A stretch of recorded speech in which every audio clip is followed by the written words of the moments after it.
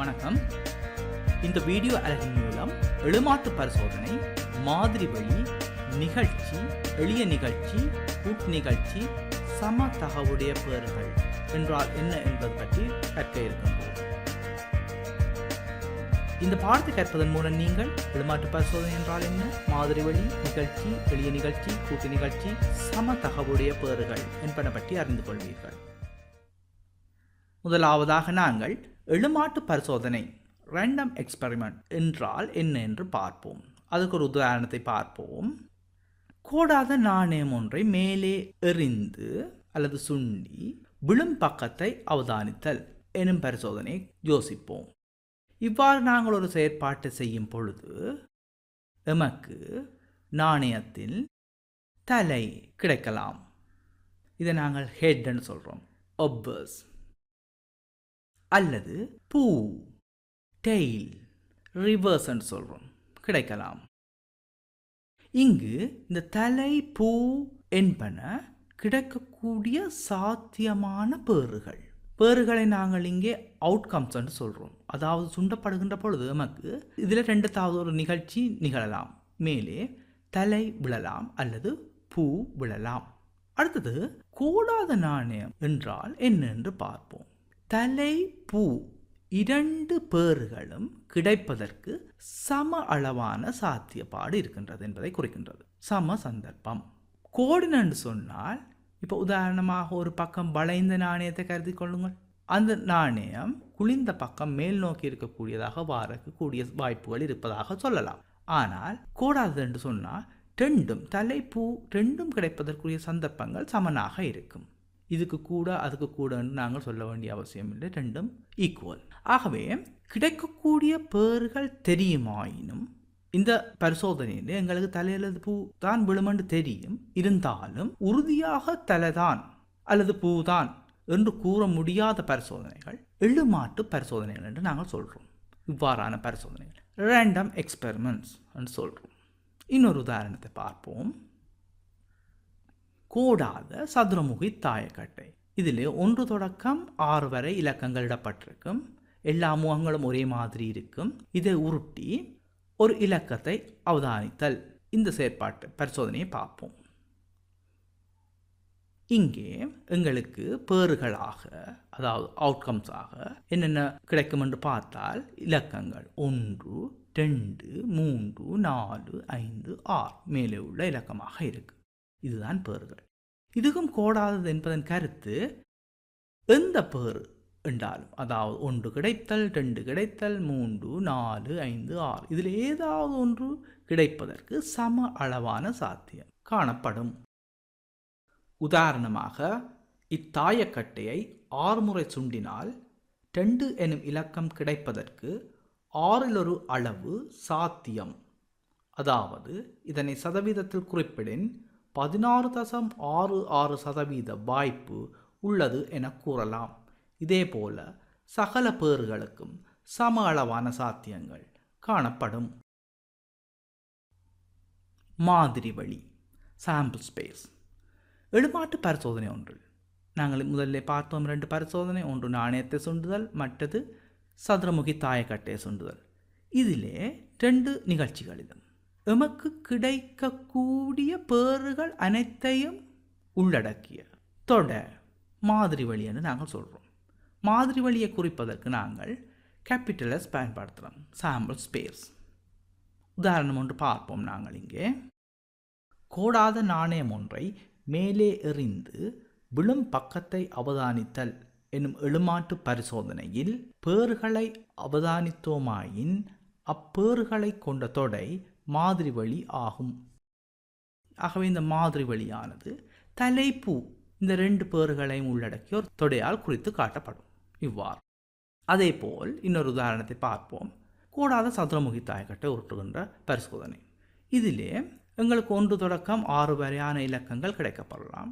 ஆகவே இந்த 1 தொடக்கம் 6 வரை இலக்கமிடப்பட்ட இந்த இலக்கங்களை கொண்ட இந்த தொடை மாதிரி வழி, அதாவது இந்த பரிசோதனைக்குரிய மாதிரி வழி, கிடைக்கக்கூடிய சாத்தியமான பேறுகள் அனைத்தையும் கொண்ட தொடை.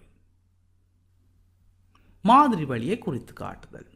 இங்கே நாங்கள் சொல்கிறோம் மாதிரி வழி என்றால் கிடைக்கக்கூடிய பேறுகள் அனைத்தையும் கொண்ட தொடை. இதனை நாங்கள் தொடை வடிவத்தில் மட்டும் குறிப்பதில்லை.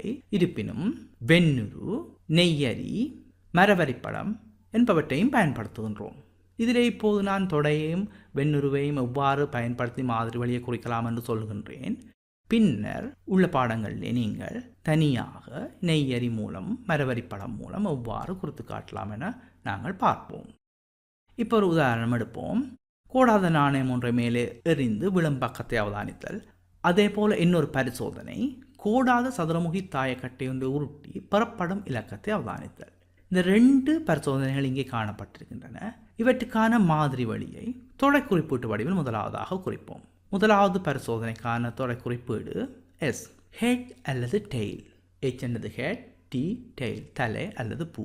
அதே மாதிரி 2வது பரிசோதனைக்குரிய மாதிரி வழி தொடை குறிப்பீட்டு வடிவில் எஸ் இவ்வாறு குறிப்பிடப்படும், சாம்பிள் ஸ்பேஸ். இதனை வெண்ணுருவிலும் நாங்கள் குறித்து காட்டலாம். வெண்ணுருவில் குறிக்கும் போது முதலாவது பரிசோதனைக்கான வெண்ணுரு இந்த வாகு அமையும். இங்கே எஸ் என்பது சாம்பிள் ஸ்பேஸ், நிகழக்கூடிய சாத்தியமான நிகழ்ச்சிகள் எல்லாத்தையும் கொண்ட தொடை. ஆகவே இது ஒரு அகிலத்தொடையாக குறிக்கப்படுகின்றது. அதில் எச் என்பது ஒரு நிகழ்ச்சி, டி என்பது ஒரு நிகழ்ச்சி. இங்கே இது ஒரு அகிலத்தொடை, அதில் இதன் மூலங்கள் பேறுகள் குறித்து காட்டப்படுகின்றது. தற்பொழுது நிகழ்ச்சி என்றால் என்னென்ன பார்ப்போம். நாங்கள் மாதிரி வழியை கற்றிருக்கின்றோம். இந்த மாதிரி வழியில் உள்ள ஒரு தொடர்பிரிவு நிகழ்ச்சி என்று நாங்கள் அழைக்கின்றோம். உதாரணம் ஒன்று பார்ப்போம். சதுரமுகி தாயக்கட்டை ஒன்றை உருட்டி பெறப்படும் இலக்கத்தை அவதானிப்போம். இங்கே பரிசோதனையின் மாதிரி வழி எஸ் இந்த தொடையால் குறித்து காட்டப்படுகின்றது.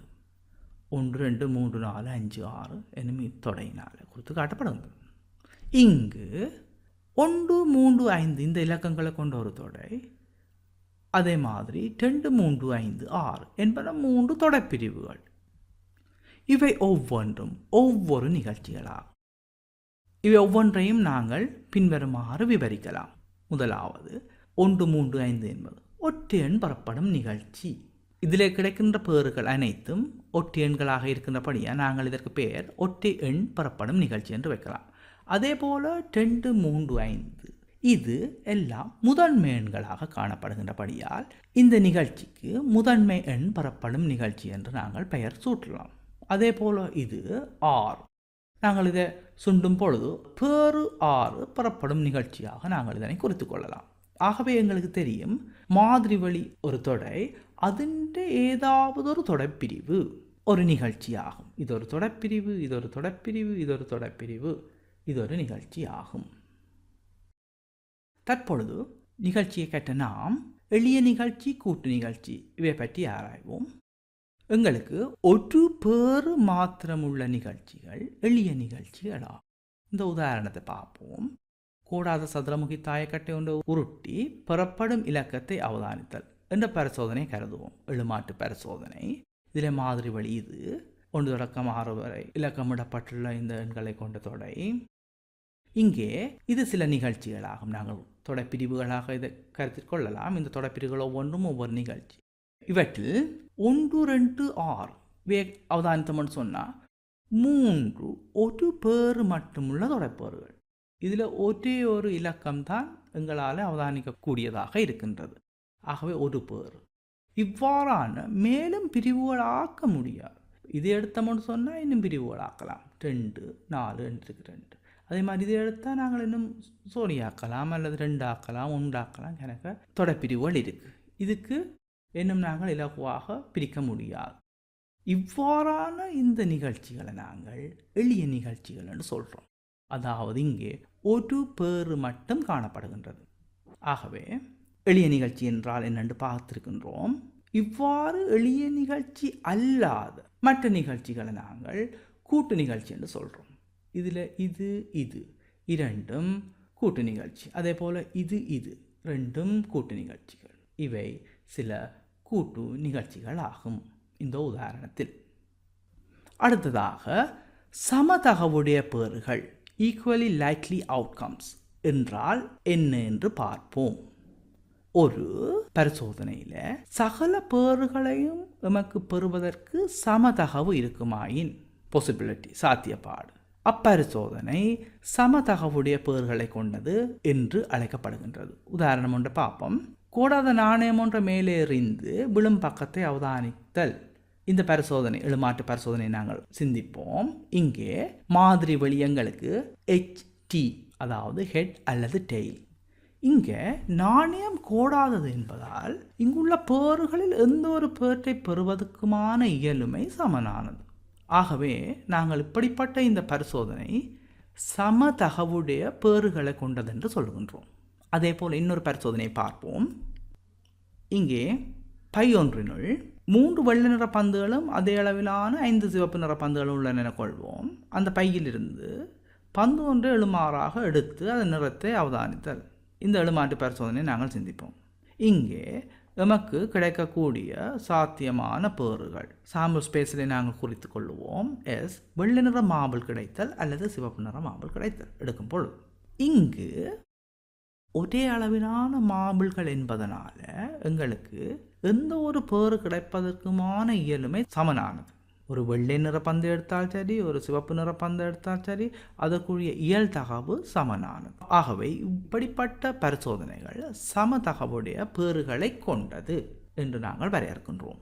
சில சந்தர்ப்பங்களிலே நாங்கள் இதனை வரையறுக்க முடியாது. உதாரணமாக பை ஒன்றினுள்ள சில வித்துகள், அதில் ஒரு வித்து முளைத்தல். இந்த நிகழ்ச்சியை நாங்கள் எடுத்துக்கொண்டோம்னா அந்த வித்து முளைத்தல், இன்னொரு வித்து முளைத்தல், இந்த ரெண்டுக்குமான இயல் தகவு சமனாக இருக்க வேண்டிய அவசியம் இல்லை. இது புறக்காரணிகள் தங்கி இருக்கின்றது.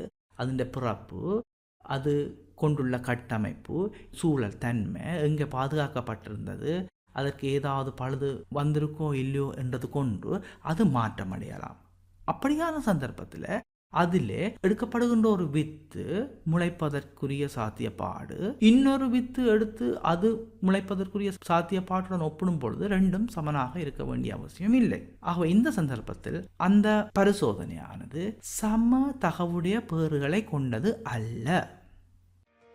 ஆகவே நாங்கள் சாராம்சமாக பின்வருவனவற்றை கற்றுள்ளோம்.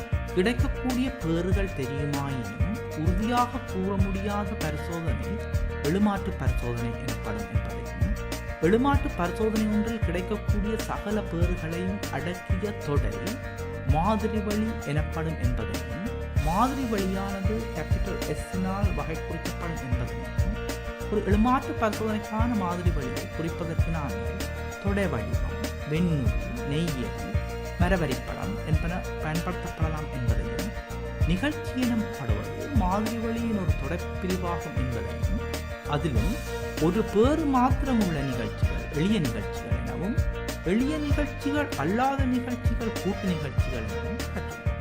மேலும் ஜாதாயினும் ஒரு சமதகவுடைய பரிசோதனையில் சகல பேறுகளையும் பெறுவதற்கு சமதகவு இருக்குமாறும் அப்பரிசோதனை சமதகவுடைய பேறுகளை கொண்டது என அழைக்கப்படும்.